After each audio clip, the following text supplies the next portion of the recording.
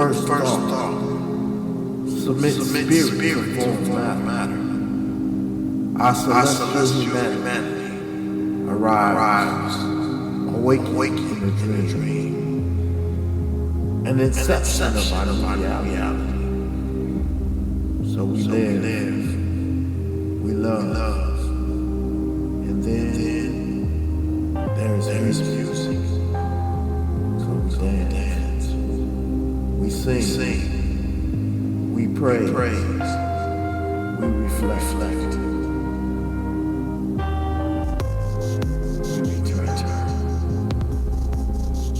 In the infinite in between, the now that was, faces dance in our dreams.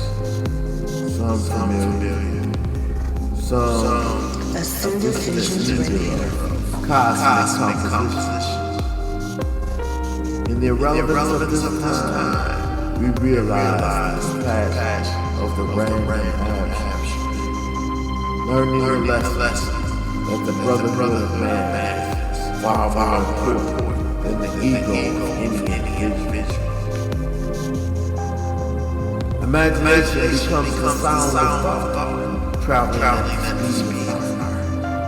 So we paint on the canvas of our ephemeral encounters, a masterpiece of memory that lives in the eternity of a child's.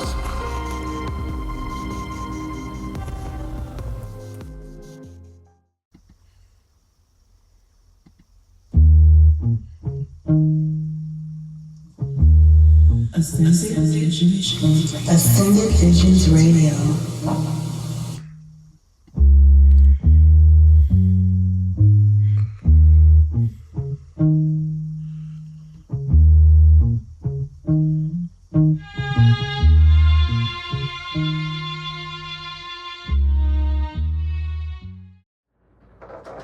All right, my brother. My brother, how you been? Brother Mandingo, Nukman, DjTehuti.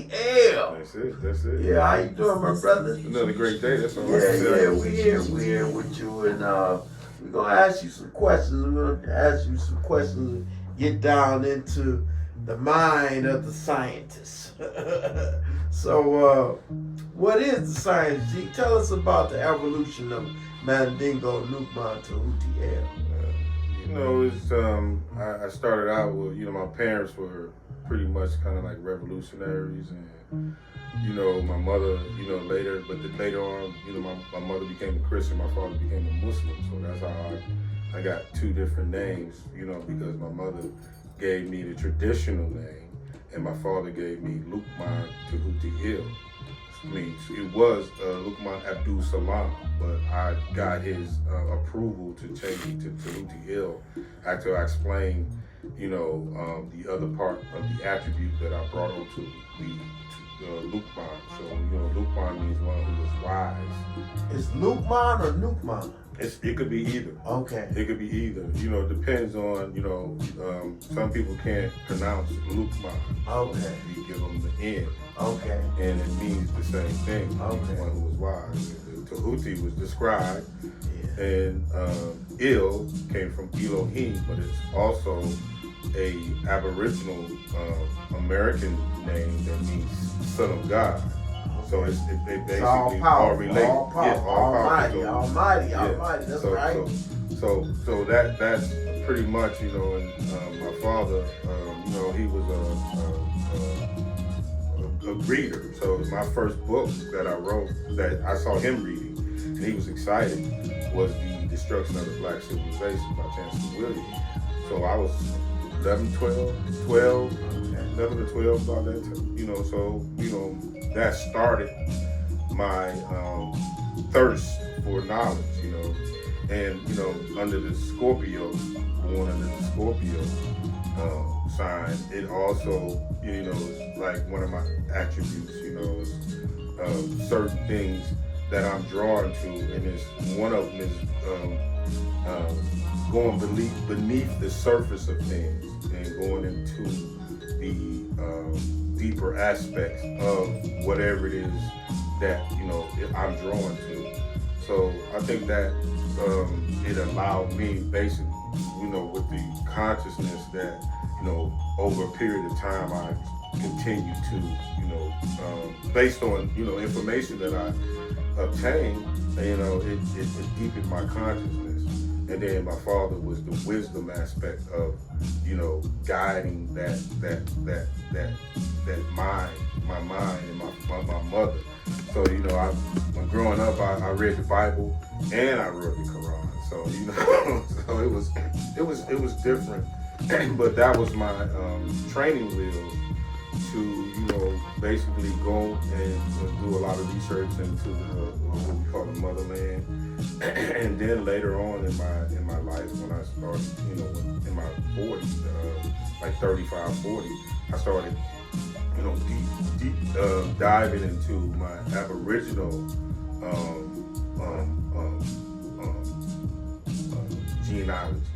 And because my great grandmothers, they were Choctaw and Chickasaw. But we would go down there for the summers, and we would go on the rivers, and do the logging, and also they had a sawmill. They taught me how to make turpentine and stains, for wood stains and things of that nature. So that was like another training ground that basically later came back to me and made me who I am. So pretty much what I'm trying to do is connect the what we call the West, the Americas, and what we today call Africa, which is the East. And because prior to Europeans coming to our shores, we were sailing back and forth. We were mating, we were living, trading, and doing all those different things that made us, a cohesive people. But when the European came to our shores on both sides, they came with, the kill, steal, and destroy. And, so this is the pretty much, it's a science in a lot of it, but it's also a historical, chronologically created path that I have, walked over the period of time. Okay, yeah, I'm gonna skip over those other questions I was going to ask you to get right into that since you touched on it. What are some unknown truths about America and the stolen legacy of lost civilizations? Why do you think the elites want to suppress it? Well, the number one thing is that we, if we go back and we look into the natives, who they call Indians, that's a misnomer. Prior to the European coming here, there was no such people on this land called Negro, Indian, Black, African American, or African. That was brought with Christopher Columbus. That's what I choose to call, because he didn't know where he was going. He thought he was in India. So we basically have to set the record straight, because once they hit our shores, then they started killing us with the pen and the paper. So, for example, there was archaeologists, ethnologists, that's the study of people, and he had a lot of titles, and he worked with the Smithsonian. So the Smithsonian was a big part of hiding the truth from us. And so J.W. Powell basically, yes sir, all of those things. And so J.W. Powell, what he did was he put out a public policy edit that basically stated that, and the book is right now, the book, I can't remember what it's called, but it basically talked about and put out a policy that if our information wasn't written down, then it doesn't exist. So if we look at our ancient empires, because we had empires from the halls of Montezuma to the shores of Tripoli, and that's where the Marines pretty much get their slogan from, because they defeated us from Montezuma, which is here in the Americas, all the way to Tripoli, which is in North Africa. So the thing is that the Europeans knew that we had gold, silver, copper right here in Michigan. We had copper mines. We got underwater pyramids right here in Michigan that you can go and look up yourself. That goes back to 10,000 BC. You know what I'm saying? So, you know, it's obvious if we do the research, because what they do is they take us, and I'm going back to your question though, but but there's some other information that I like to expound on, because what they really did is they came to take our land and resources. And if we look at what they did, like I was saying, we had gold, copper, gems, all kind of gems. We got enough coal and oil to produce enough oil for a lifetime. But the European came here under greed, under what they call discovery, and they became the discoverers, and also they imposed genocide, on our people in order to take the land and resources. And then what they did was relabeled us Negro, African American, and Indian. And Walter Plecker, and he was one of the influential individuals who was a part of the subjection. So prior to that, we owned all the land. Owning was not in our. I say that from the perspective of the European. Yeah. But we felt that the land was to be shared, not owned. We was conservators of the land, and that meant stewards of the planet. Stewards of the planet. So we had to share, right, all the resources and everything, that was a part of it. And then, what the European did, he came here with greed. He came here with a feudal mindset, and he saw all these different things that we didn't see.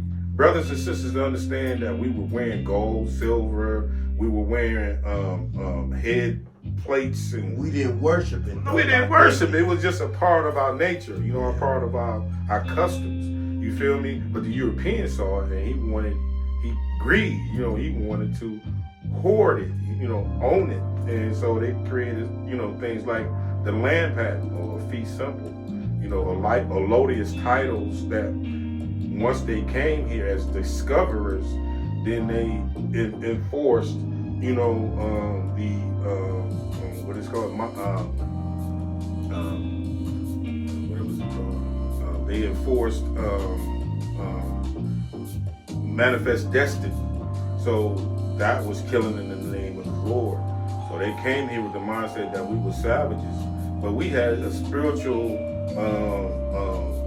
system that the Europeans could not overstand. You know what I'm saying? We was in other planets. You know what I'm saying? Our people were coming from other planets, and a lot of our people stray away from the extraterrestrial, as some call it aliens, but we're talking about walking through the Stargate. That's it. Cyrus, so Orion, star constellations, and a lot of our Series. That's right. The series. That's right. And a lot of our architecture was aligned to the star constellations. And it took high math and science. We got bigger pyramids here than we do in the East. You know what I'm saying? We got older, right? We got older pyramids here than we do in the East. Because the smooth pyramid is the young baby.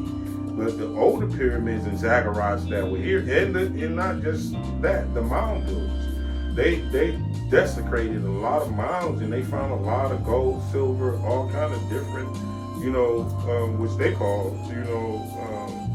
which they now put on the market, and gold is for one coin is $3,000 or more. So this is a commercial commerce that they came here under commerce to answer the question, and commerce was there, and then the kings and the lords and all of them, and even the 13 colonies was a commercial entity that was incorporated by the king in order to come here. You know what I'm saying? He incorporated them because he put an investment in this land, and they were the ones who basically were here to, where did they begin the system of capitalism or stuff like that, as far as valuing minerals and all that? Who hipped them to that? Was that part of the technology, or was that? Well, no, we traded, and the commerce was always meant, but it's the greed and the capitalism that goes along with it that the Europeans recreated from something that was already established. But we didn't do it. We didn't abuse it. No, we didn't. We traded. It was barter. We had a barter system in place. European, just like today, if we look at our money system, it's worthless. You can go to could go to the treasury site and it says legal tender, right? It's neither worth its weight in gold or silver. But according to their corporate charter, Article 1, Section 10, it says that all debts must be paid with gold and silver. So where we get Federal Reserve debt notes from? So that is a usury. That was a form of usury that the European put in place in order to, control labor. And that's what it's about today. The pale-faced dollar bill is a carrot in front of like the horse's face, but we never got paid in our life. That's real. Now, let me ask you this. International trade commerce, I heard you explored that a little. How critical is that now today compared to yesterday, and why do you think it's important for the diaspora? Well, I think it's important for both sides of the water because they have put certain policies in place, memorandums in place in order to continue to control the wealth of the world. So it's important for us to come back together, as I stated earlier, the East and the West, and whether you want to call yourself American or African. You know what I'm saying? You can call yourself what you want, but if we don't come together as a people and merge together and then use the trade and commerce to, create parity, that's the point. We have to create parity with the European. And then, but he has so many different things in place, as far as, social engineering, even monetary manumission. We have brothers and sisters COINTELPROing inside of our organizations to destroy, or to create chaos. So until we can get ourselves together, we will never be one of the big players in commerce. Now we do have certain countries, and we have here in the north and in the west, in east, that basically they're self-sovereign, but they haven't came together collectively. So the divide and conquer is still happening today, and as long as we're divided, we will continue to conquer until we overcome that aspect that the European has put in place. Because when he first came here, he was giving whiskey to some of those natives. He was giving guns to other natives, because the way the European really took over was by the gun. You know what I'm saying? That was the most, he took what was already created by our Chinese brothers, right? Gunpowder and metal, and recreated something where right. Because a lot of our ancestors, they would use the spirit world. So now, and they might say voodoo, whatever you want to call it, right? It was here too in the Americas. It's in Haiti, it's in the Dominican. I mean, we can go on and on. You feel me? So the point is the European voodoo at that time was stronger, because all he had to do is boom, and you got the strongest voodoo now, right? And now I can take over thousands and hundreds of thousands, millions of people. And this is what the European did when he got hold of that, that deadly, it's a book called, if I remember it's correctly, Steel, Guns, or something like that. I'm getting older now. Sometimes. Yeah. Getting younger. I'm getting younger, right? Yeah. Once Right. a man, twice a child. That's it.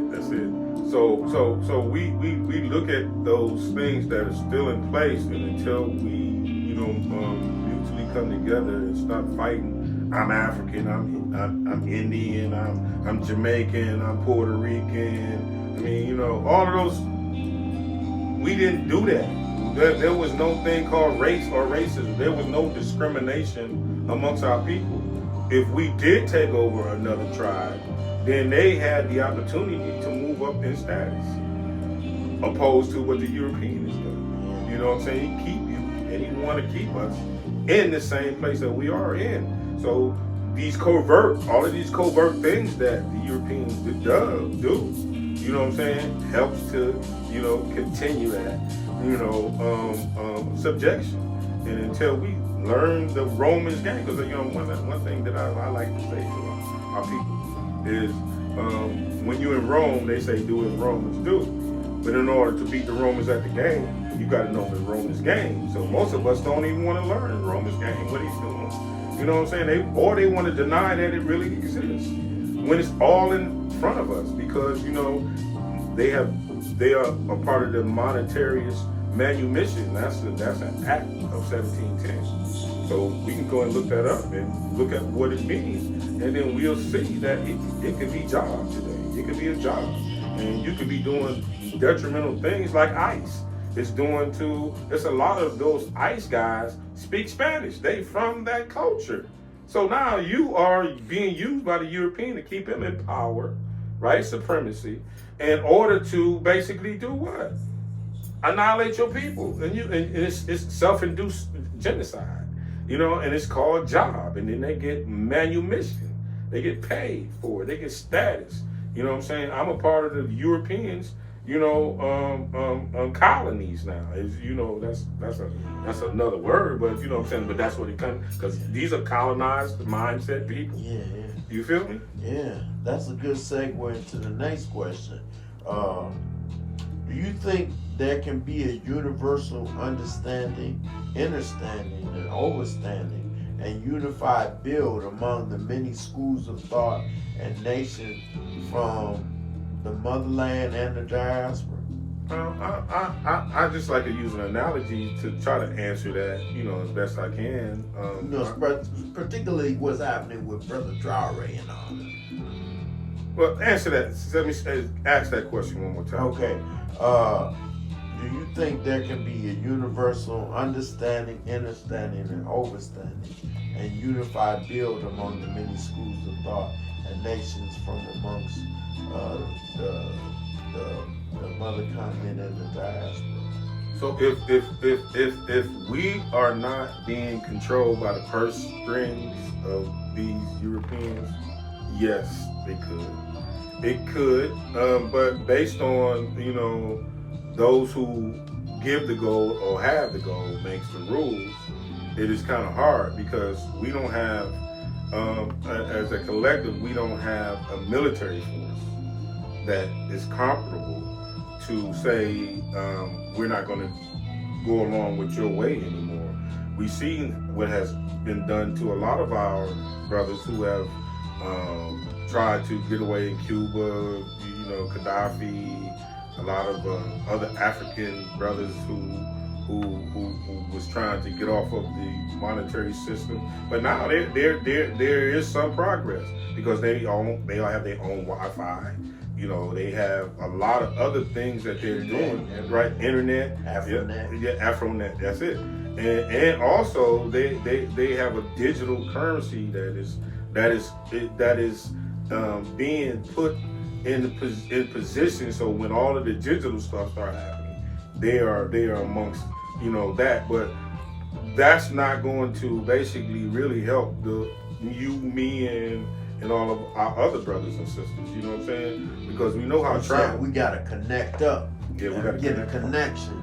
And like the Honorable Elijah Mama used to have on the cover of the Mama Speaks, reach across the water to your brothers. Yeah, them hands. Them hands across the water to your brothers. And that's right. Connect up. Because I see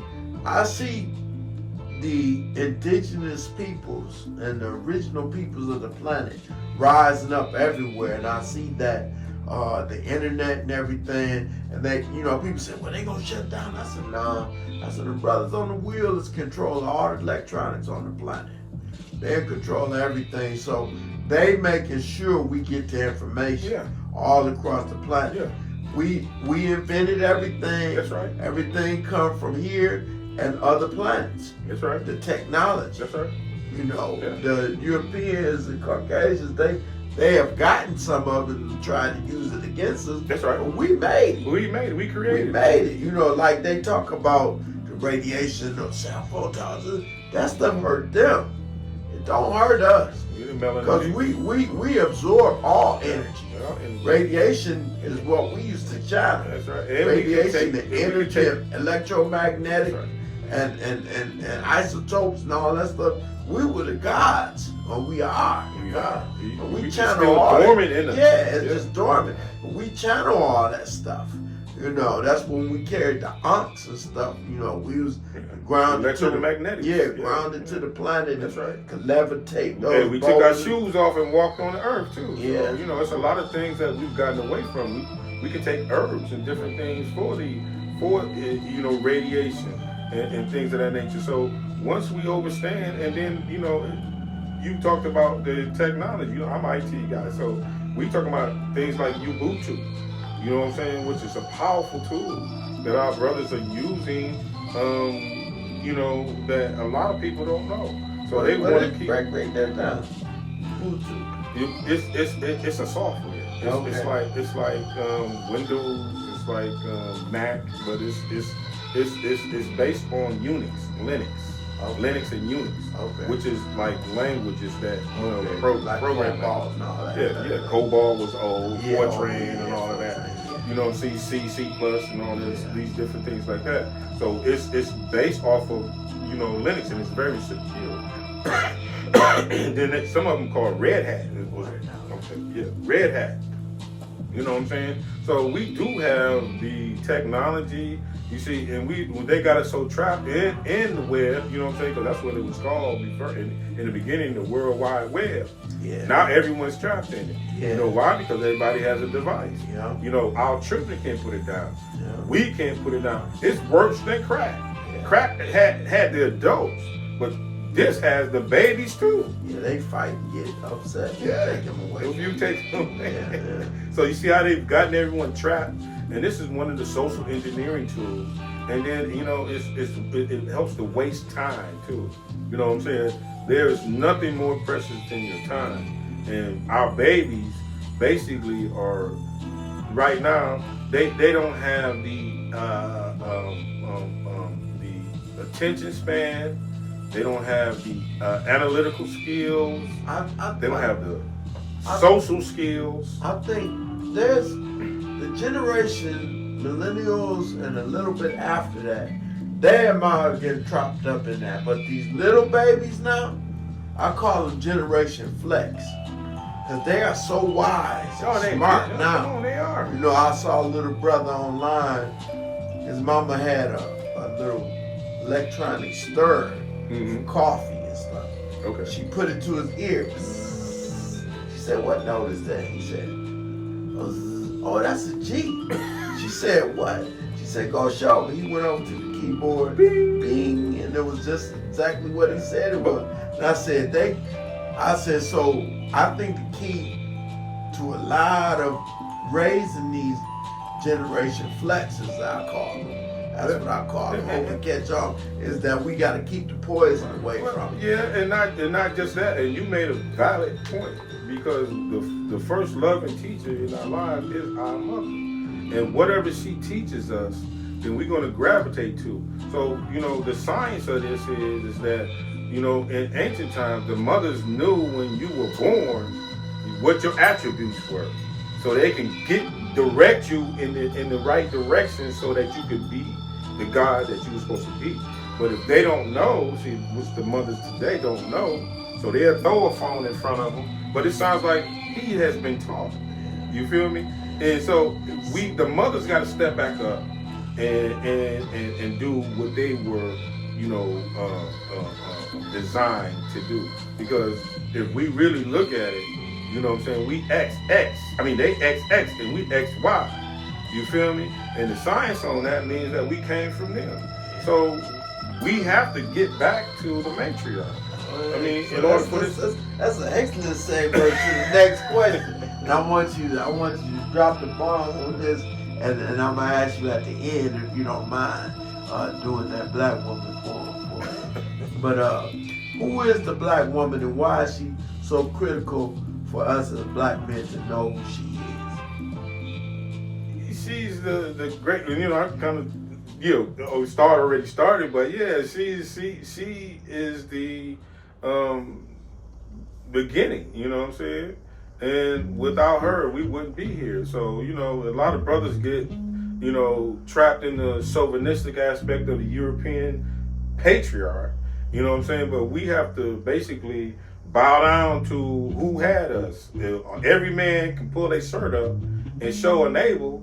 You know what I'm saying? And then at one time, our women were able to procreate without men. I know that's like hard to believe. Yeah. But they was. That's right. You know what I'm saying? Yeah. That's right.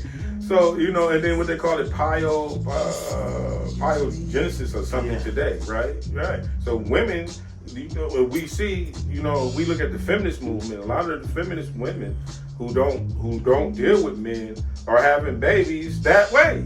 You feel me? And so it can be done. It's a science to it too. It's a science to it. And not just that, but, you know, women will able to procreate because they have a gland, a Botharus gland. I can't pronounce it correctly.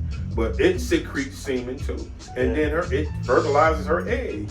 You know what I'm saying? And then we can also go to improve this through when a child is conceived and it goes through this metamorphosis. Basically, it's a female, and then it becomes a male. So that tells you the chicken, what was first, the chicken or the egg? So, and that's proven. I mean, you know, you can go and check that out too. So we are mutations of them. So, and if we don't get back to when the patriarch, because when the patriarch was in, you know, we didn't have wars and all this other garbage that we have today because of the patriarch. You feel me? So once men got in power, so just like in the Bible, they took one king.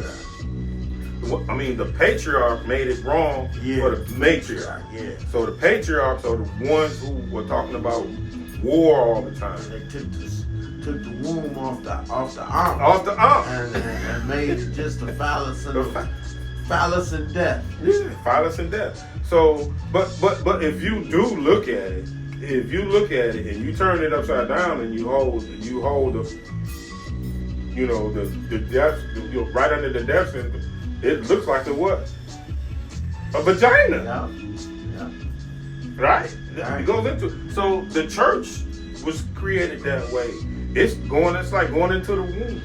Yeah. I mean, it's so much. I mean, I forgot so much that I've studied on this. But you know, we had the cult of Mary. Living it now. Yeah, we had the cult of Mary. Prior to that, what was his name? Well, we can go through different periods of time and go back to, like, I'm gonna give you Sumerians, right? And her name was Nama. That means mama. Enlil, Enki, and all of them. That was their mama, and she birthed them, right? And song, right? Yeah. I hand on myself. What is this? What is this? Right this is my bread basket. My mother did. Yeah. And we sang that in school when you went to each part of your body, and then at the end of the song it say Inky Dinky Doo. Yeah. That's what I learned in the school. Yeah. That's an ancient song. Yes, it is. But you know, but a lot of people, you know, we had the pleasure, man, you know, of, you know, being at the end of a lot of the, you know, legacy but it's still out here. But you know, we got some of that traditional, you know, upbringing and knowledge, you know what I'm saying? But now that we've gotten into the wisdom of our age, you know what I'm saying, now we can see what you know, what we, you know, took for granted in our youth. You know what I'm saying? Because I was out there folly. You know, I was having fun, but I was always, you know, intelligent. I mean, but application, you know, I didn't really know how to apply these things, and I slowly learned how to apply the things that we're talking about, how to discuss and understand and put them together. You know, it's a lot of our brothers and sisters, man, they talk about I'm a doctor this, I'm a doctor that, and they can't think their way out of a paper bag, really. And it's no disrespect, but we came from multi-geniuses. You feel me? Not just one thing. We did multiple things. And in my life, I tried to, you know, portray myself in that matter. Not, you know, just get on the subject, but still, we could do multiple things. Yeah. You know what I'm saying? And we have the aptitude to do those things. But based on, you know, the European taking us getting back to the matriarch. When the Europeans came here, there were all kind of matriarchs that were here, right? And this is where you get the feminist movement from, okay? Because they saw, you know, the power that our sisters had. And the same thing in what we call the Middle East today, and the same thing that we call Africa. It's a lot of matriarchal society here, you know? And we can look at Queen of Sheba. We can look at the Nubians. I mean, you know what I'm saying? The Egyptians was at our decline. No disrespect to nobody, but research will tell you and show you that's when the high coast had came in. And, you know, the high coast came over and started mixing with us. You feel me? But we go back. We got to go back to Nubia. We got to go back to Abyssinia. You feel me? We got to go back. Right, the kingdoms. You feel me? That's why you get the Naga. That's where you get. And they don't talk about the Celestial Wars.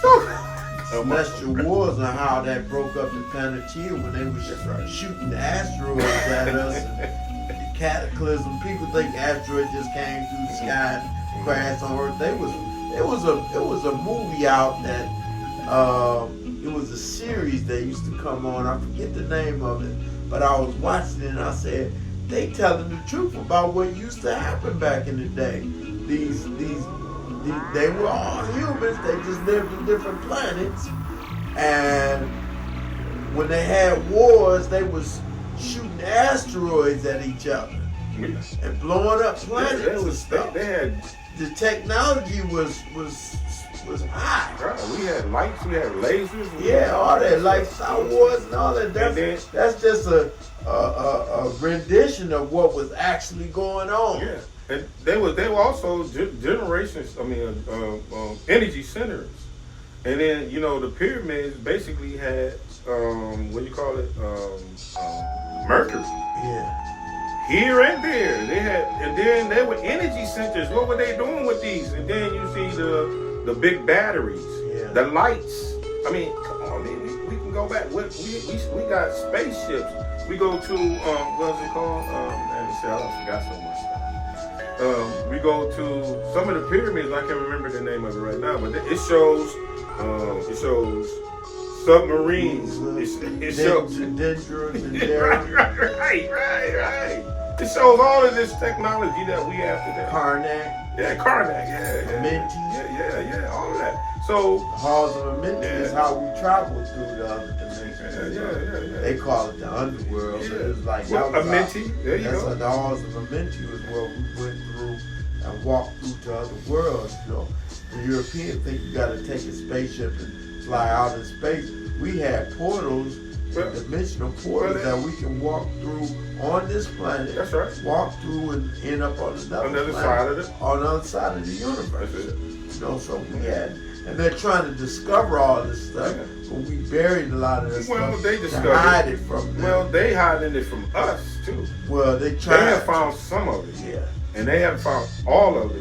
But the ones on the other side of that ain't letting it come through. Yeah, you're right. Like Amenti, man, you know, where did that's why I'm trying to ask some of the, you know, our brothers, like, where did the Egyptians come from?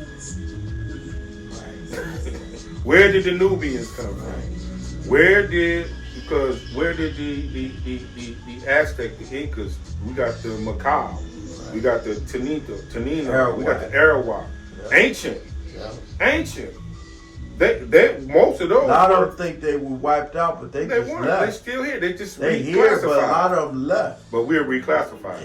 And we are the most ancient on the planet over here in America. That's right. Yeah. And then the other thing is to prove that point.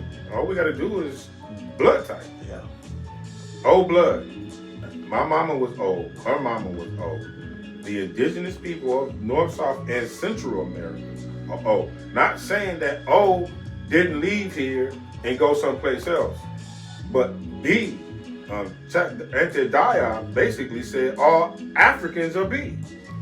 So that's proof right there. So people say, well, you said no. I'm going by what one of our ancient African historians have said. You feel me? So it's not about what I say, it's about what our people need to go and research. Because, a lot of our people deal on emotions, and then when it comes time to, to solidify what they're saying, they can't do it. We the mothers and fathers of all civilizations. All all over the universe. Because we was one man. Yeah. And Pangea. So we have to understand that,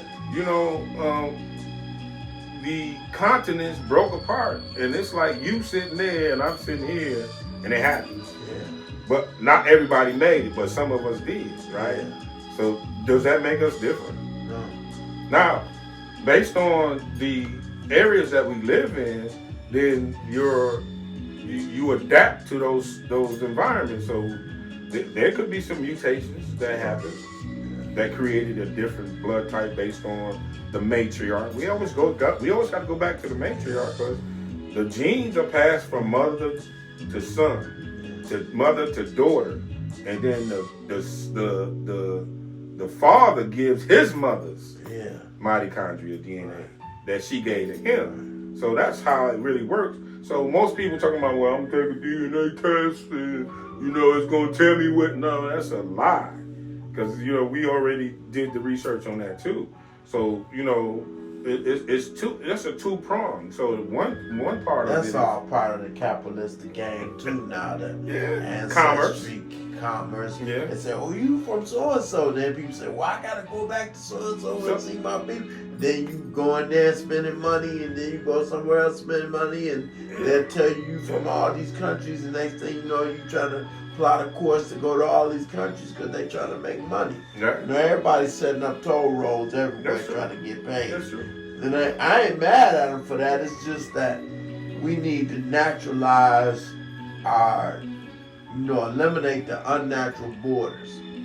Oh, for sure. Eliminate the unnatural borders and let everybody travel the planet freely. Yeah. Now people say, no, when you get criminals, we had criminals and stuff back, so all you gotta do is just set up security wherever you That's are. an excuse. And when somebody get out of line with the customs, not the laws, but the customs of each area. So when you somewhere and this family is over here and they say, oh, we eat like this and we don't do this and we don't do that, that's disrespectful to us. Yes, sir. You respect their customs, right. and you travel each place, and before you go, you get a briefing. That's right. Of How the custom works. How the customs work and how they carry themselves and what their traditions are. And you travel the world and learn about your brothers and sisters. That's right. And that's what God has blessed us to do, and you're totally correct, you know what I'm saying? Because if you go, no matter where I went, you know what I'm saying? Because you've been to my page. I'm in Middle East, I'm in Africa, I'm in Mexico, different parts of wherever I go. I want to learn the language. I want to go out into the areas, but some places are dangerous. Yeah. So you gotta have a guide. You gotta have somebody with you who know the people. You know what I'm saying? We can't go in there ignorant. You know what I'm saying? Because you might not come out, or you come out with your wallet empty. Right. Right. You know what I'm saying? Well, end up in some wild stuff. Yeah. So getting back to what you were saying is that they enhance fear of travel.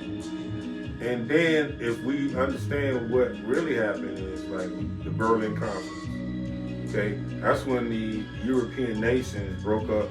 Pretty much, they said Africa, but I'm saying the world because they were already here. France was here, right? The Dutch came here, the British came here, right? You know, all of them individuals came here for what? For why? Why? Because to take the for commerce, right? So if I say, like you said earlier, so they tell me through the DNA test that I'm from Nigeria. My people are Nigeria. So I want to go to Nigeria. But what does that really do? It says that you're not from here. Right. So if you're not from here, the immigrant can take your land, right? He can say this is our land, but they have it in trust. This is what, and then they call the individuals who they created called Indian, who is the mixture of the European man and the Aboriginal mothers, copper brown and dark melanin mothers that made the Indian, which was a new race. And so we have to understand that it's a difference between nationality and a race. You feel me? A race was created by Europeans, colored, black, Negro, but it goes. It's ancient. Race is competition. Yeah. Well, it's caste system. Yeah, it's a competition. Yeah. Everybody trying to that's a divided position, and he controlling it all. The Caucasian Europeans controlling it all. They puppeting everybody with the Willie Lynch syndrome. Yeah, divide and conquer. Yeah. Divide and conquer. Tell light skin against dark skin, or this country against that country. It's on a global scale now. They started over here with us as original people coming from, because they think they just snatched us from the jungle and made us some. A lot of us didn't even come over there and come from that. We were already here. We're already here. That's right. And then they killed off the adults, mated with the women, raised the babies up in a new mindset that didn't have any knowledge of their history or their past. And killed off all the adults who would have taught them that history. And so that was the trick. A lot of people don't know that. They look at, and like you said, they use fear to make you think, oh, I was a slave master, so I could whoop you, I could beat you, and I'll do it again I'll put you back in chains. Like, no, not today, bro. Not today. Not today. It ain't gonna happen. But the moral of the story is that we own slaves. Yeah. You know what I'm saying? They had laws in Virginia that basically stated that no Negro, which they called us back then, or Indian, right, could own Christian slaves. So Christian slaves were white people. So when they came here, the 13 colonies, they brought their slaves with them. You feel me? Everything else, because the king in the 1738 or something like that, he had a declaration where they weren't supposed to go past the Alleghenian Mountains. So all of that, they brought these slaves over here is another damn lie. And then if we look at, stuff like the colonization society, basically they was trying to take more of us away than they was bringing over here. So, how they've lied to us. But the history, if you look into the history, then it will show you that they were a bunch of liars. So they really reclassify all those people who was called Chickasaw, Choctaw, so. And then, but the thing is, we had some sellouts too. Yeah. Now, the Aboriginal people who wanted to assimilate and be like the Europeans basically started entering into treaties with them. Like, for example, my people, the Choctaw, and I explained how the Indian came about between the mating between the European males and then but they were still considered Americans based through the mother. So you were what your mother was, just like they said under the Racial Integrity Act of 1924 thing. And then they said that if you one drop black, then you black, motherfucker, right? They didn't, you were with your mother. If your mother was a slave, you were a slave. You feel me? So once we understand that, so that's how they said that these pale European Native Americans, right? They are our brothers and sisters. They're like our cousins, right? because they came from the original mother. Everybody came from the black woman. Thank you. Everybody came. So the bottom line is, if everybody quit playing and say, hey, we all come from the original mother. The Chinese already said it. And just respect the black woman and raise her up. But the black woman got to know who she is. Yeah, she got to know who she is. And I think, what do you think about the teachings we've received over here in America? Noble Drew Ali, the Honorable Marcus Messiah, Honorable Elijah Muhammad, Farad, Malcolm X, the Black Panther movement. What do you think about all of that? Well, we had out of all of them, the baddest cat on the block is Marcus Garvey. And if you really look at what happened, everybody came from under Marcus Garvey. If you go into Circle 7, it basically talks about Noble Drew Ali give high esteem to Marcus Garvey and what Marcus Garvey established here in the Americas. He was the black Moses, like they said. And he did something that nobody else has done. He had millions of dues paying members around the world, not just in North America. We didn't have no cell phones. We didn't have no internet, none of that shit. It was word of mouth.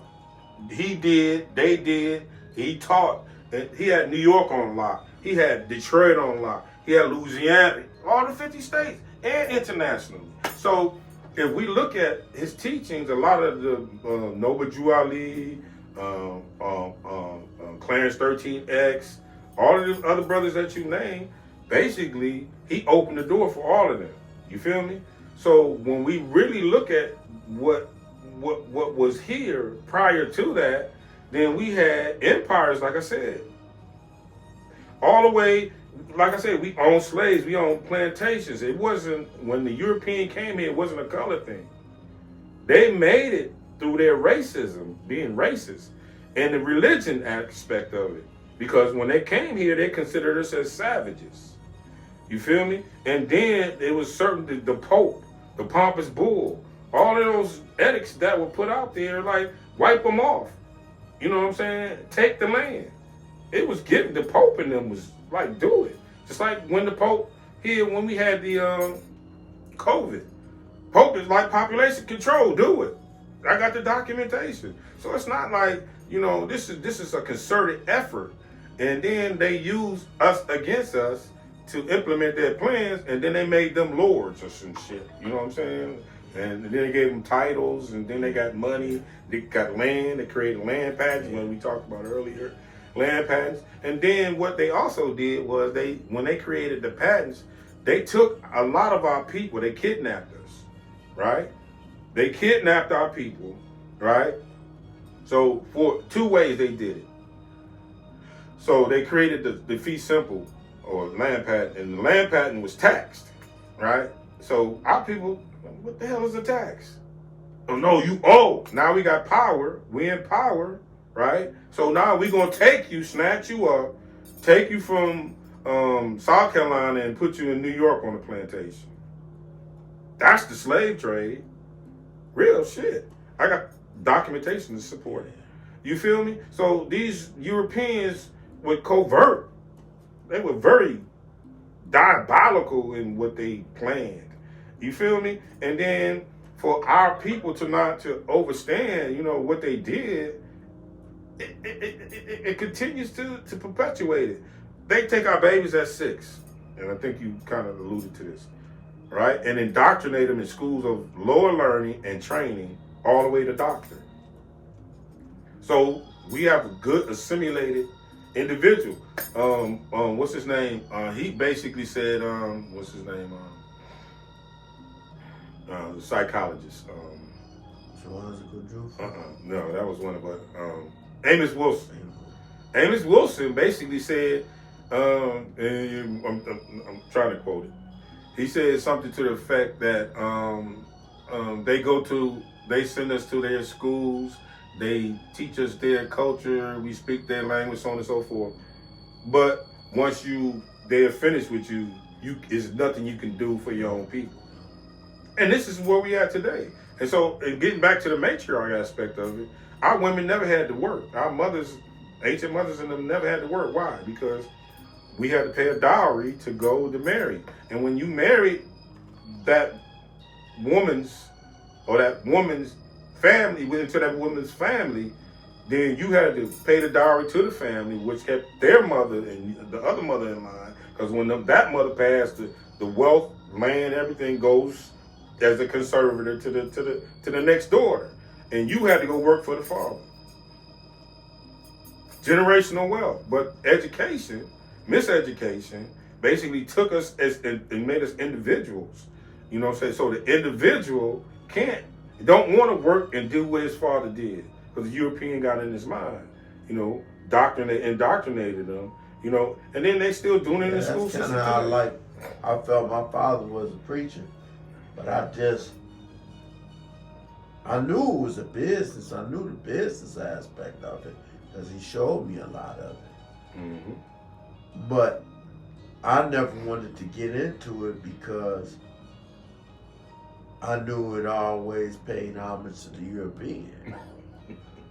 And I wanted to show, you know, take that model and say, okay, we can keep that, but just make it be us at the head, who we report to. You know who did that? Reverend Knight. That was the man. Sweet Daddy Grace. We had so many brothers, man, that took it and put a swing on it for us. To bring us up. And then one of the brothers, man, his whole church, you go there, it's in D.C., man. I used to live in D.C. The House of Prayer, that's what they call it.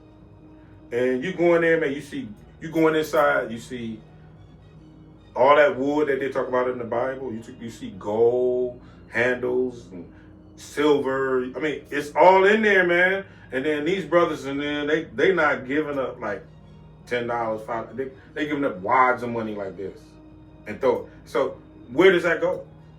To the members. So if something really happened, I can't go to Reverend Poke Chop like I could with this brother and say, well, I'm you know, my mortgage is due and, you know, I'm kind of down, and they paying the mortgage off, opposed to what these what these European-minded preachers are doing. You feel me? So anything could be used. Yeah, it's kind of like what my father was doing. He was connecting people up with opportunities and jobs and stuff and education and whatnot like that. You know, and then I look at what the Honorable Elijah Muhammad did, and being taught about Farad and raising up the nation. They had land, they had factories, that's right. they had businesses, and then I can't really speak on it. I'm reluctant to speak on the family of the Honorable Elijah Muhammad. Yeah, that's because I don't. It's touchy. I don't understand it. It's just from my perception, it looked like his son, man. It looked like Worth sold everything out. I already know where he was going. Yeah, and because it was like, why give it all to the Arabs just because you want to be Arabs, you know? But you know, as they say, Allah knows best. Yeah, but I think it was something between Farrakhan and him, and it was a jealousy thing there. And then I think that the father didn't pass the torch to the rightful owner. That's the way I perceive it. Oh, how they felt about it. Yeah, right. Yeah, how they felt about it. You know, because he told everybody that, you know, Farrakhan was the one. You know, that's where he is now. And I respect. So as I highly respect the Honorable Minister Farrakhan and what he's done to rebuild the nation. And I understand also the families of the Honorable Elijah Muhammad saying, you know, well, that's my father. You know, it should go to me. You know, and that's what the Honorable Louis Farrakhan did at first. But when he saw him destroy all the work, he was like, wait a minute. Right, it's a different story Yeah, now. But he separated himself. Yeah, he didn't go back and try to take. He separated himself and rebuilt something else. That's right. And I appreciate that because, you know, who knows where we would be if we didn't have, I call it the decoder key. Okay. Because the teachers of the Honorable Elijah Muhammad, and all of them, you know, it's a book I got up there called Supreme Understanding. Yeah. And it has all the more science, Nation of Islam, the NGE, other groups, you know, all together teaching, you know, about their knowledge, what they teach. Right. And I tell brothers, I said, don't say one is better than the other. Put them all together. Yeah. Put them all together, and you have supreme understanding, so you can have a decoder key or a decoder ring to navigate through this world, and you'll know how to study, like I say in 2 Corinthians 2:15, study to show thyself approved before God, a workman that needed not be ashamed. I don't say dividing, I say divining. Rightly divining the word of truth. Right. Because if you divide, you got to divide the word of truth. That means it's got some falsehood. That's right. But if you divine the word of truth, speaking divinely, I know. You know it, and you like, hey, let me put this together.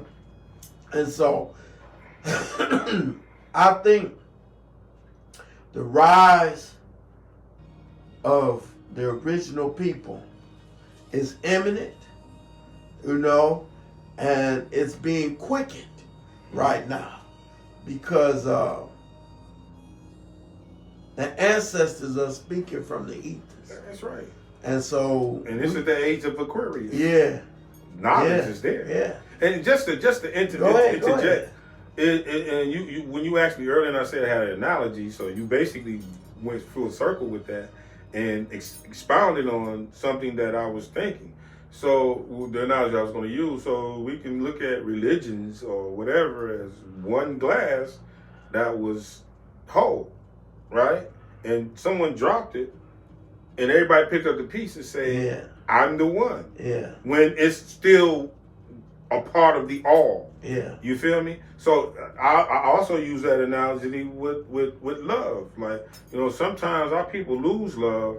They might drop love, and it breaks into millions of pieces. But now we can pick it up and give everybody a piece of love. Yeah. Yeah. That's what religion should be doing. Yeah. And so that's why I use that analogy. Yeah. You know what I'm saying? I might have to do a poem on that too. So. Yeah. That's why I was going now. Can you bless us? I want to hear what's the name of that black woman poem? Black Woman, You Are. Yeah. What's the name of it? It's called Black Woman. Yeah. Black Woman. I want to hear that one and Red Hot Sun, your signature pieces. I'm trying to remember all of that. It's been so many long. Or whatever you want to share. Okay. I think I'm going to do Black Woman. I'm going to do one called Me. Okay. Black woman, you are my North Star, my guide and light that leads me to your heart each day and night. You are so beautiful with views from light to black as night. You are such a hot, titillating treat sent from heaven above. You, my sexy soul sisters, my goddesses of love. You pierce my heart with your penetrating love that makes me feel warm. One with your unconditional love. You are my angel sent from heaven above. You are the woman that makes me feel so proud. My beautiful black lady. Your pretty smile just drives me wild when I look into your deep brown caramel chocolate eyes. I get hypnotized, mesmerized by your beauty, your magnetic vibe. Your analytical mind makes you more than just fine. It makes you exciting, inviting. Would you be mine? Won't you be? Won't you be? Won't you be my lady? Cause you so high in the sky, high above the clouds. You select your prey of choice, who and only becomes your victim. You strike at will. You have a keen vision. You have a sharp mind. You lived in high places. You have the best view. You are rarely seen, and when you are, brothers are amazed by your beauty, your grace as we gaze from afar. You are black. You are feared. You are strong.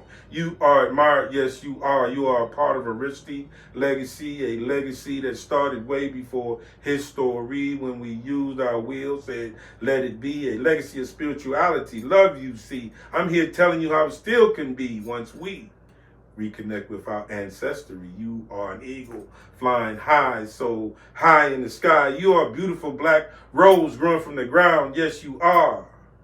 You are, once we know who you are, black woman. Yes, sir. Yes, sir. Thank you. Thank you. Yeah. Thank you. And this other one is it kind of relates to what I feel is happening today in our world, and and what has happened in our world. I think this poem, to me, it transcends its time, like Reha's son. It's called Me.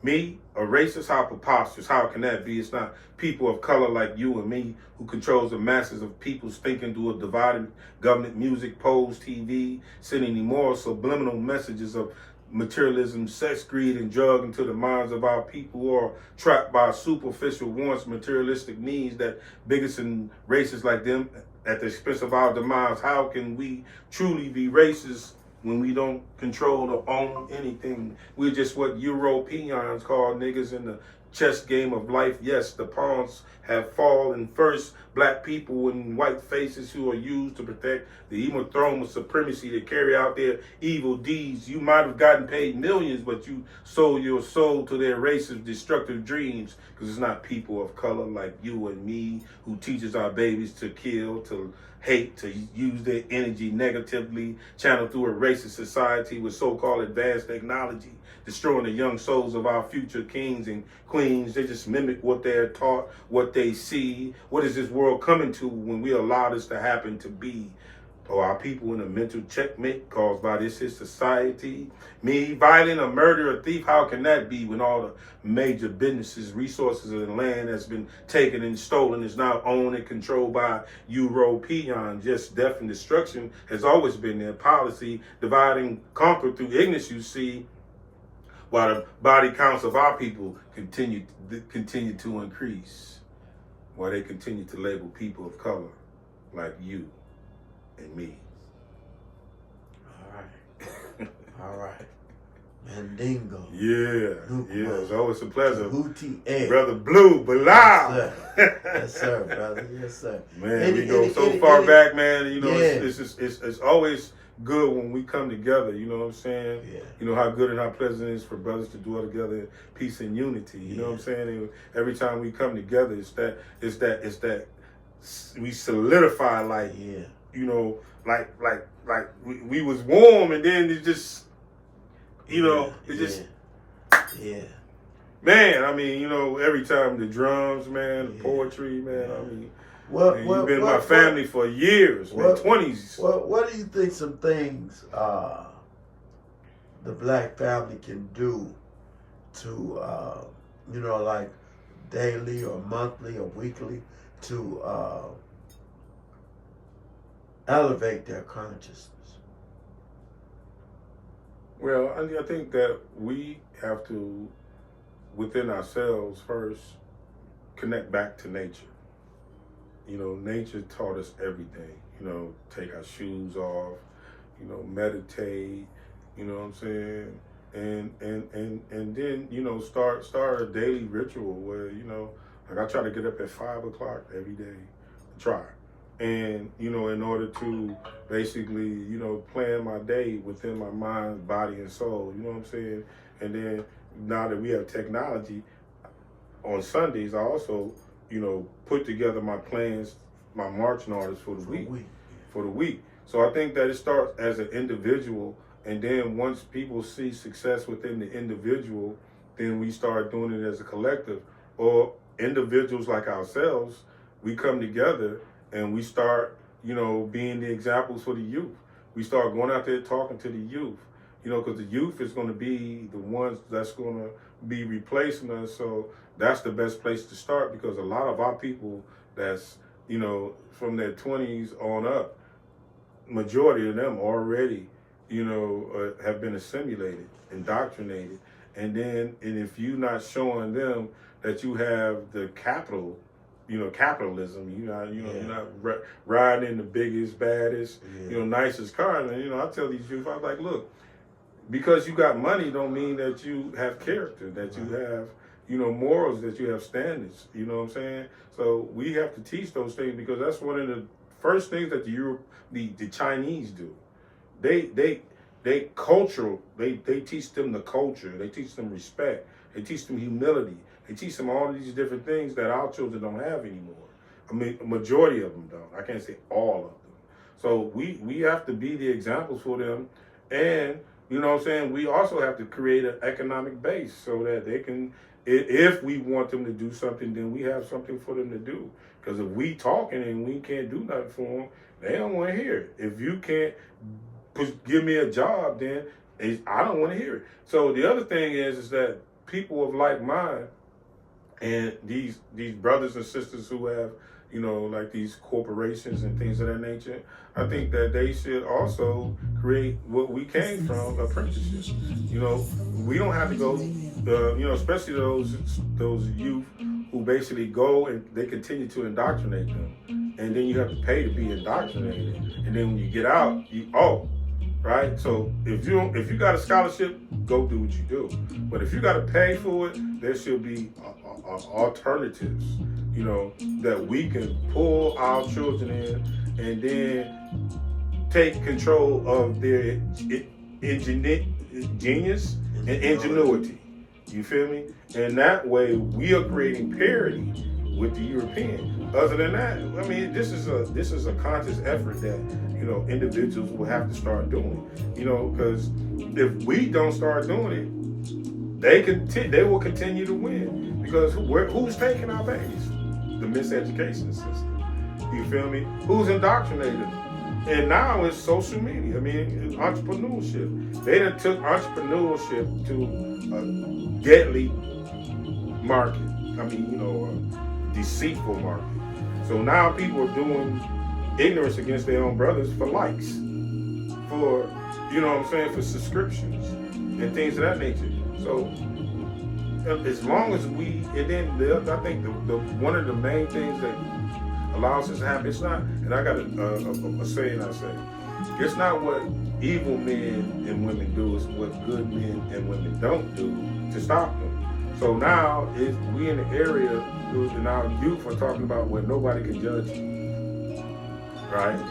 Until they do something dumb and the police come and bust them in the head. Now you've been judged, and you're going to be judged by who? And then they're going to send you to jail, right? So if we can't connect with our youth, then we'll never have a chance. We got to somehow get our youth, because the internet got them, the cell phone got them, computer got them, what they call it, creators got them, got them out there doing anything, And then the thing is that, I want to compare that to some of the things that we dealt with, and we can say now that we're, we seen it and went through it, shit like Scarface and New Jack City, all of that shit, it fucked our people up. Excuse me. It messed our children up because they wanted to emulate those things. So that's the type of social engineering, and to now, our children see whatever that movie, those movies, or these, I call it unreality TV shows. And so they go and emulate, go and shoot somebody, act like, go home, take a shower like it, because that's what they see. So until we get them, right? So until we get them into reality instead of unreal, fantasy, and then these brothers and sisters who look like us play these roles, get paid millions, right? They get paid millions, and our children do it for free.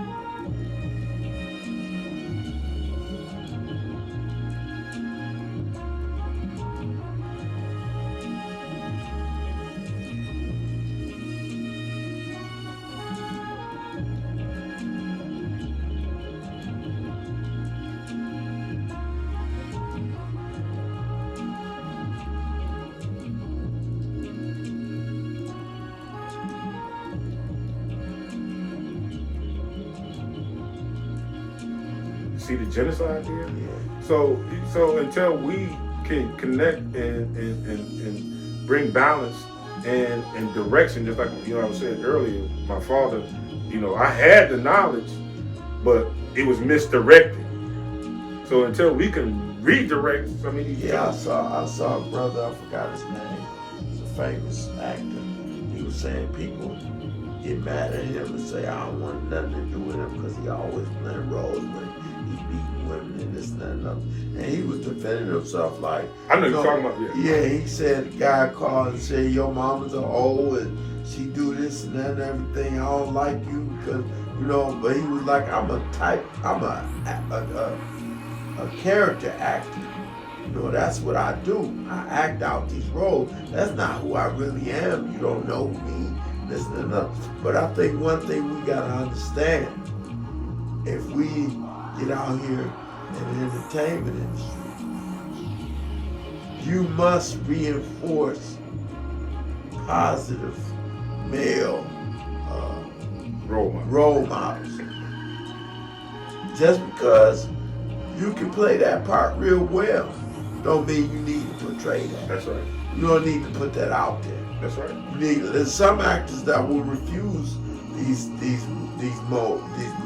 genocidal roles that promote something just because you could. Because if you play it too well, that's the effect it has on the paper. You casting a spell. That's right. You casting a spell. Art imitates life. That's right. So when they see somebody on the screen doing something, you can't differentiate that. They don't see the cameras and stuff. But that's a young mind, though. That's your mind is a sponge. Reality, just like your dreams. That's right. If you cast a dream on screen, it can be either pleasant or a nightmare for somebody. It can be a vision, become a vision for somebody, or a nightmare. So if all you play is nightmares, that's how people gonna perceive. That's true. Even if you're not really that. That's right. And you act in that way, they're gonna perceive you as a living nightmare. That's right. But this was because you might have played that role so well, they're like, man, I hate like him. Scarface. Yeah, that brother, he said he played all these roles when he was abusive and stuff. We can't reinforce those roles. No, we can't. We can't. We need to do more roles where Masa Musa, and the thing with it is, Masa Musa, I don't think nobody's played roles of positivity of the black man. Besides, I know Denzel plays a lot of good roles, and the black hero, the black man's the hero. I like those, and a lot of other people have played those. Chadwick Boseman, maybe rest in peace. Yeah. Before he left, he played a lot. Yeah. There's so many stories to tell without being negative. That's right. And I'm not saying don't play the negative roles, because there's so many roles out there. But I'm just saying, balance. Keep a balance. But if you play one role of a negative person, play another one of a positive, so people can see you in both lights. But everything still is kill, steal, and destroy. That's what our children gravitate to. Yeah. And so we have to understand some other things that will put us in place. That this brother this white boy, his name was, he was Sigmund Freud's nephew. His name was, what was his name? Edward Bernays, right? His name was Edward Bernays. So Freud had already came up with that man, and he didn't say woman, he said man has an uncontrollable rage to do things if they weren't put, if they had the opportunity to do it. So Edward Bernays was the father of propaganda and all of these things that we're talking about right now. And so what Edward Bernays did was they used him to create, propaganda, indoctrination, films and things of that nature, or skits or whatever the case may be, so that they can get the masses to do things that they normally wouldn't. So let's say, for example, they, they created the welfare system, and then they put our brothers outside of the welfare system, outside the house, right? And then women would be at home watching TV, and everything they saw on the TV, they wanted from their boyfriend, man, husband, right? Because that was the propaganda that was put in them. That was the white way of life, you feel me? Those were the carrots that they created, or they wanted to create to divide the family. You feel me? And they were successful at it. Homosexuality is another way. Before the 1970s, it was considered a mental illness. But what happened? Somebody of that nature got in and changed the law. So right, they took it out the books.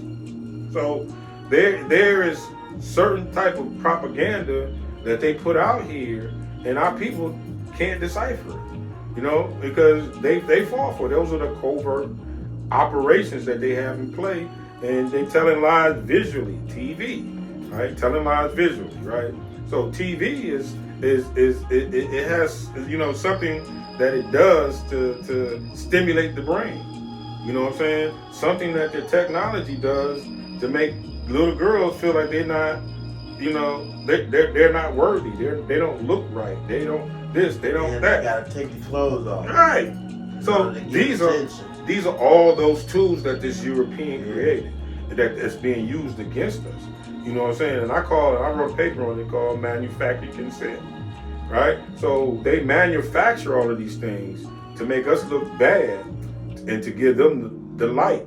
But the moral of the story is that those who make the go create the rules. So I got control of the mass media center of the World Wide Web and everything else, right? I got control of all of that, right? So now I can create any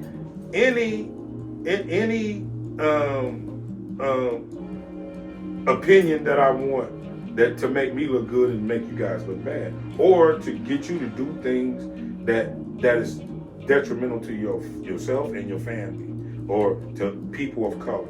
You feel me? So these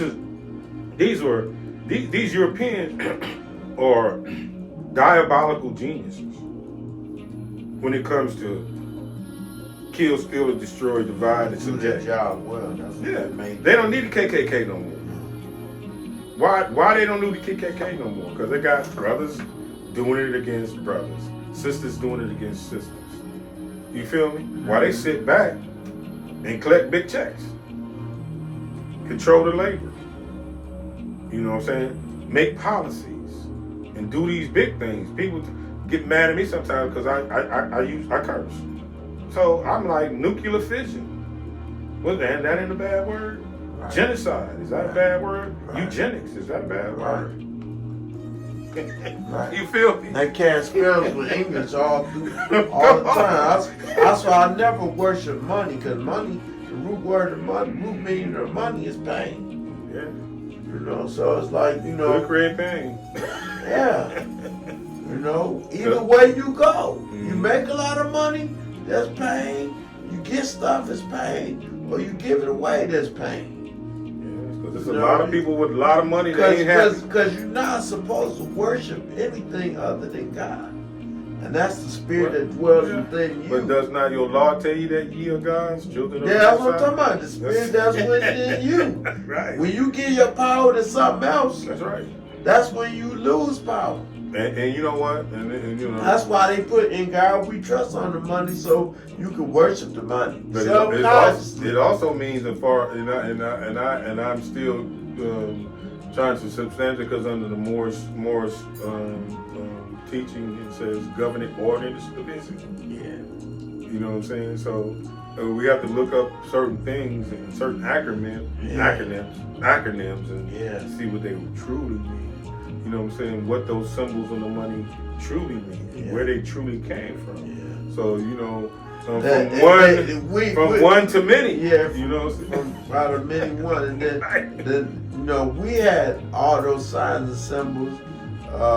Abu Simbal came up with a lot of those, like light shining that shed a light on a lot of that to me one time. I had a conversation with him, and I wish I had been able to get an interview with that brother before he transitioned. Yeah. But I think all of our signs and symbols, we knew the magic of our reality. And we used to know it all. Now we've forgotten a lot of it, and it's being used against the subconscious. That's right. You know, and our people, we so caught up into Jesus, we be like, nah, that's witchcraft. It's like the real power is what they got you afraid of. And what you know, I told her sister the other day, she was like, this brother was invoking something through the Santiera tradition. Right. And she's like, no, I researched this.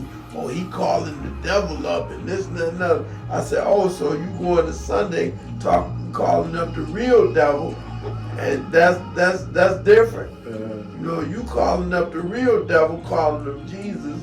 And you know, you got a picture of a white boy in your head. Yeah. You know, whereas your power is to use the elements of the earth, the spirit, the ether, the matter, and alchemy. That's right. That comes from you, black woman. That's right. I said, so I just posed to that question. I didn't check her. I just said, she was telling me that. And I just told her, I said, reclaim your power. Yeah, reclaim your power. Because the other thing is, since we on we brought up Jesus. Okay, in the Bible, a little book, it says Simon Bar Yahshua. Alright, he was a magician. And Simon Bar means Simon, son, Bar means son of Yahshua, Jesus, right? So he had a son, and he was a musician. And we could also consider Jesus, according to what they say in the Bible, as a musician, right? Because he raised the dead, he did those things, right? Like, for example, and then alchemy and it's all in the Bible. All of this all over the place. Now let's go with Moses. Let's go to Moses. Moses threw down his staff. God said, let my people go. Pharaoh laughed and called one of his boys from the back, threw his shit down too, and it turned into a snake. So they have to have the same knowledge, right? Magic, right? Alchemy, changing one thing from one thing and making it something else. Magic, right? I put my hands on you and heal you. So what's the difference between voodoo and magic? Or what Yahshua did? What is the difference? So they talk about Yahshua was had no, you know, I mean, anyway, man, you know, it's a fallacy. No. But see, there's power in that still if you know it properly. It's parable. If you know it properly, if you know the power of the name Jesus, the true power, not this spooky. What? I'm talking. There was no Jesus doing that. I ain't talking about that. I'm talking about the true power of Jesus is only thing they did. If you go to the French, they took the I out. Just sweet. Yeah. I am. Well, but there was That's no J. what that is. But there was no J. I know, but I'm talking about if you want to deal with the magic of language. Okay. You want to deal with the magic of language. Jesus is just sweet. I am. Yeah, that's what and that's who we all have to deal with. I am. If we look in the mirror and see the one God, because you're no copy of you anywhere in the omniverse. There's parallel yous, but it's not the exact. They're all singular, a singularity. Like it said in the Quran, say He allows one. That's one. Each and every one of us on the planet. It just depends on how you use your knowledge to either build or destroy. If you build, you educate and elevate. And if you gotta destroy, it's only supposed to be to reshape and reform, not to utterly obliterate. When you utterly obliterate, you lose a lot.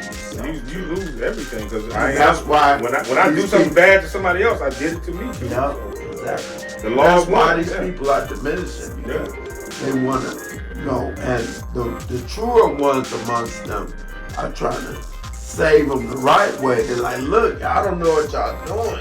Right. Trying to eliminate the black people, you eliminate yourself. That's right. That's Trying to where you eliminate came the from. original people.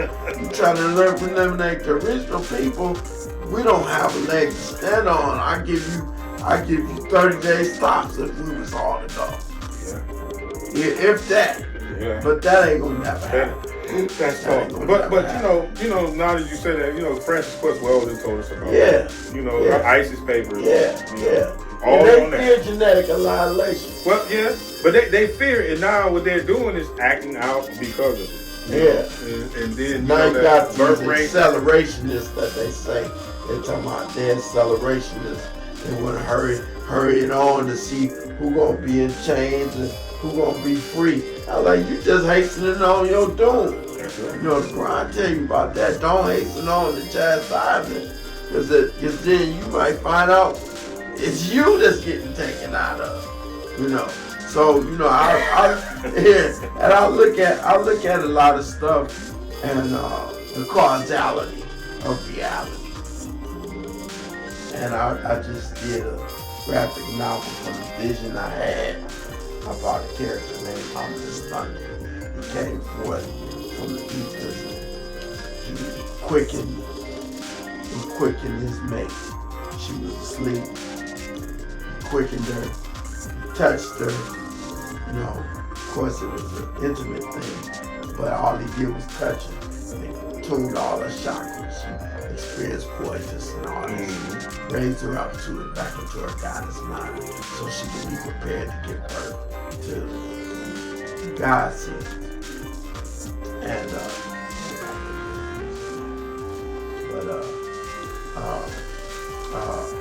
so this is something that we have to do with this kind of dialogue, is put this out here to quicken our people, quicken their mind. And I don't, like I told you about the other day, so I don't deny any aspect of my evolution. I don't deny anything I've learned and anything of my nature, as above, so below. Sometimes you gotta get off on something. To get that energy. If it's a negative energy, you gotta dissipate it so it doesn't consume you. That's it. I'm not saying go out here and be reckless and do crazy stuff. I'm just saying there's certain ways that you channel energy when it comes. That's right. Negative and positive. You can't be a capacitor. Well, when you're a capacitor, like they say, something incapacitates you. Yeah. That means it's polarity anywhere. That means you don't want to explode. You want to keep the balance. Right. Get that balance. Well, I thank you, Brother Nukman. And I thank you, man, for inviting me, brother. I'm gonna let you know when this goes out. And, any final words? Well, I just appreciate, coming back and, us after, so many years and, the Most High has brought us back together, man. It's for a purpose. Hopefully, like you said, we can quicken the minds of our people, so that, we can, we can give the jewels, that our people need. You know what I'm saying? Because right now we're in that wisdom age. You know what I'm saying? We have passed the child, the young adult, and now we're in that elder age. And so the elders are supposed to enlighten, and some people used to say be under the foot of the elder, but we can't talk that kind of stuff in this day and time. So we have to quicken. I think quickening is a great term for us to start using, because that is like DNA within us, that basically has not evolved, but it can be quickened. And I think we're in that quickening age of Aquarius too. And I think it's critical that we not focus on each of our humanities, but focus on our divinity. And when I say that, people be thinking, well, you're not God, you're not, God is the sovereign. Like, look, when I say divinity, I'm talking about your right and righteous mindset to be elevated into a higher consciousness, to be one with the Creator. It's a form of a royalty also. Yeah, and we could obtain certain titles, Christ. Yeah. You feel me? Yeah. And we can be the title God. You know what I'm saying? So now I'm just busting it up for the spooky people who they have to are learn. into. We have to quicken them. Basically, what I'm saying is, I see a lot of brothers and sisters these day and age, they in this gossip era where they telling everybody secret in their dirt. Everybody got stuff in their closet. Don't focus on that. If that's your act, and that's your show, is to expose all the bad that somebody else did, somebody gonna expose you one day. No, but that's not where we're going. We don't want to do that. No. We want to focus on the positive elevation and education. Elevate, educate. That's right. So if we focus on that, I'm not saying eliminate the stuff to, showing people's blemishes, but we've done that we've destroyed.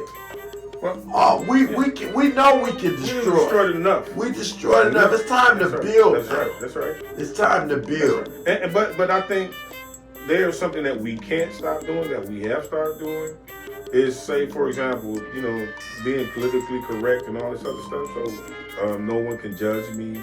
So if say, for example, if I'm in the presence of another brother and I see him slap his wife, I won't talk to him about in front of his wife. I'll pull the brother to the side and say, bro, man, I don't hang around motherfuckers. Excuse me. I don't hang around brothers who do that. I don't hang around brothers who sell drugs. Yeah. I don't hang around brothers. So I am my brother's keeper. Yeah. I'm also my sister's protector. Yeah. Even though that's not my wife. Yeah. So who does that? I mean, in front of another guy. I mean, come on. I mean, certain things we have to have boundaries with. Yeah. Because if we don't have boundaries, then there's no balance. We're not keeping the balance because we let evil, like I said before. It's not what bad and evil men do. It's what good men and women don't. So if I see someone doing something negative, even when you talk about, I had to check my nephew. He's a rapper, right? I said, we have a responsibility. And what you put out into the universe come back in light form. Yeah. So you got to be careful with the words that you put out. Yeah. Because it could become, that's why so many of the rappers, and they die. Yeah.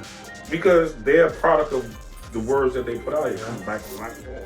So we have to be careful the words we use, people we're around, what we allow people to do and don't do in our lives. You know what I'm saying? Because what happens is they come back for seconds and thirds. As the Bible said, reprobated minds. You know what I'm saying? So I look at it like, but what you said is totally correct, man. We've character assassinated enough. You feel me? Because I do it too, but I do it as a teaching tool. Yeah. Just like W.G. Du Bois. Since we brought this up, he put us back thousands of years. Yeah. So certain things have to be put in the educational form so that others could see what happened and not do the same thing. Marcus Garvey was infiltrated by COINTELPRO blacks, right? Used by Europeans. That's something that has to be told or presented so that it doesn't happen again. The Black Panther, right, was infiltrated by people who look like us, right? So if they don't hear it, they don't know. They think that, it was all good. No, it wasn't all good. What brought our people down? Yeah. We don't want to be brought down again, so we can't allow this to happen again. Right. That's the perspective I'm coming from in that that aspect as a communal. I'm thinking, because I had to raise, man. I've never, it's like sometimes I think it's a curse, and sometimes I think it's a blessing, because I've never had a childhood. Real shit. I had to raise 3 younger boys. You know what I'm saying? So I never was the type of person who just thought about himself. I that's just how I was raised. I had to. And then from there, my brother's children, I'm like their father.